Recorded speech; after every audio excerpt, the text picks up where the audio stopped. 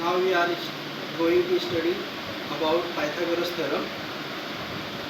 Pythagoras theorems.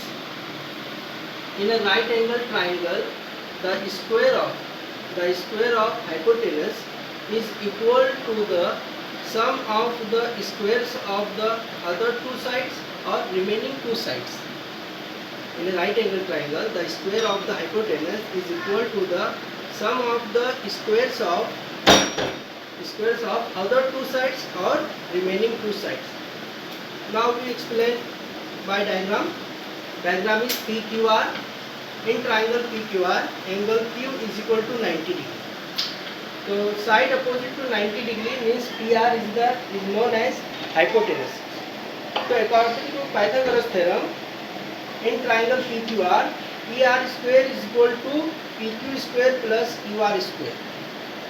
This equation is called as Pythagoras theorem. Now this theorem we are proof by practically.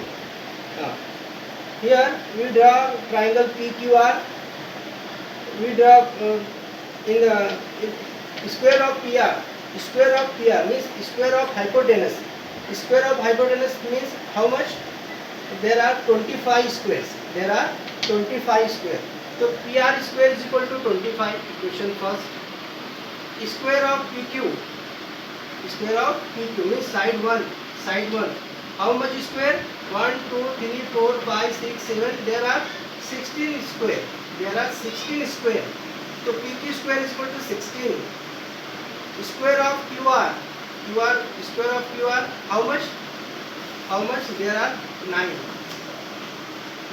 QR square is equal to 9. So from 1 to 3, PR square is equal to PQ square plus QR square.